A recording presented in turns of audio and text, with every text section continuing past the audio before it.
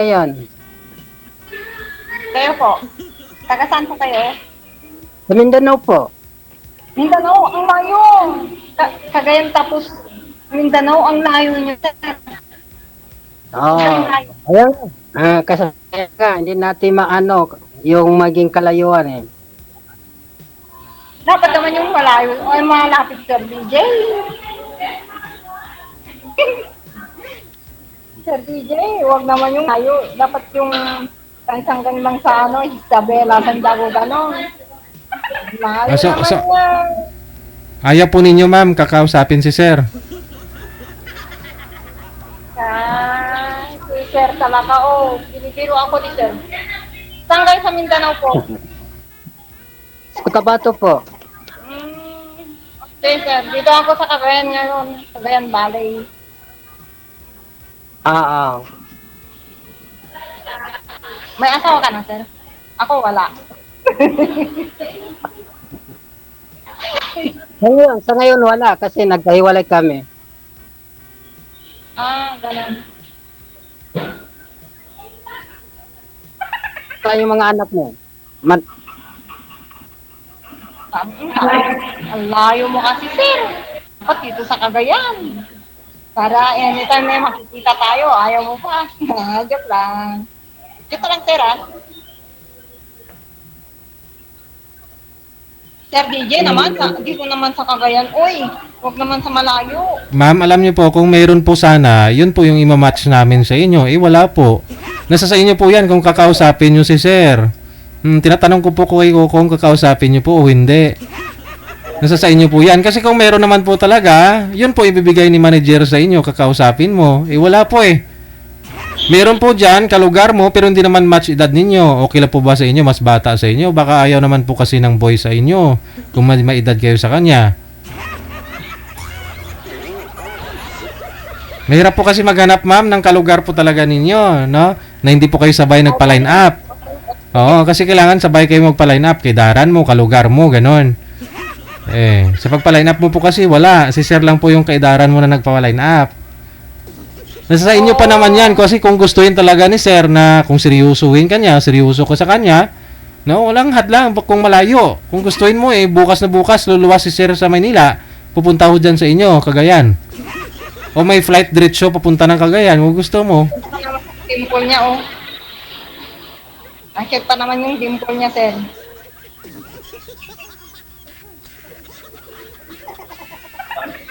Nagpapadimpol siya, Ma'am, ano ba sa palagay mo, ma'am?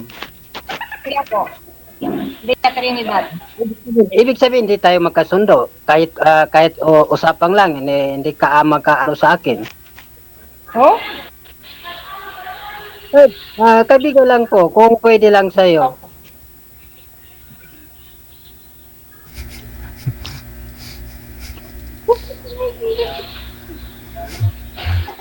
Ang layo ko kasi, Sir. Magreklamo pa ako dito sa'yo. Joke lang. Sige na lang. Hinto na lang tayo kasi sayang ang oras ni sir. Baka mahanapan ka ni manager ng magkalugar mo. Walang problema sa akin. Importante na ano ko yung programa ni DJ. Diri. DJ, Sir DJ, paki-off cam na yung kasi gusto niya, taga-lugar niya. Ayaw niya sa malayo. Okay. Kaya lang, ang layo mo, Sir. Sige lang. Maraming salamat po sa pagkikita natin kahit sandali lang. Okay po. Sana malapit ka na DJ, Sir DJ, paki-off cam lang kasi ayaw ni ma'am na malayo yung lugar ko. Kayo po yung mag-off cam, kayo po yung bumaba, sir, kung ano po sa inyo. Sige. Maraming salamat po, sir. Maraming salamat po kasi importante yung programa mo, hindi maano eh. Correct. Sige.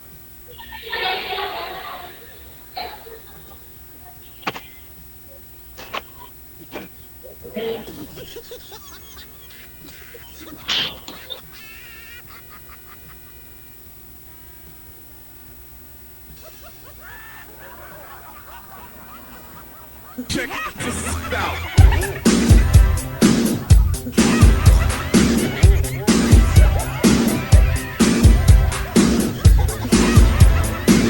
ko doon respeto kung kausapin ka, no, nung kamatch mo. Hindi naman lahat kasi ng mga nag-uusap dito nagkakatuluyan. Sabi ko nga po, minsan nagiging tulay. Malayo ninyo ma'am, no? Kahit malayo si sir. Baka ho may kilala ho kayo dyan sa lugar ni sir na dalaga. Mairito mo dun sa kay sir, ganun. Baka ho may kapatid ka pong ano, o kaibigan, ganyan, na pwede mo mairito kay sir. Hindi hadlang yung malayo. Dito lang kayo sa Pilipinas. Hindi na kailangan yung passport para makabiyahe abroad. Biyahe papunta sa inyo.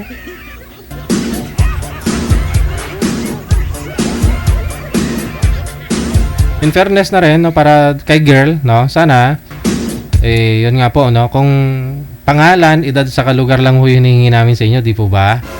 So, yung edad nyo, dun po bumabase si Nanay Pearl ng inyong makakausap at kalugar mo. Pero kung wala nga po kayong kalugar na nagpa-line up, kasabay mo, wala tayong magawa, no? Sa edad na lang ho, basta hindi magkalayo.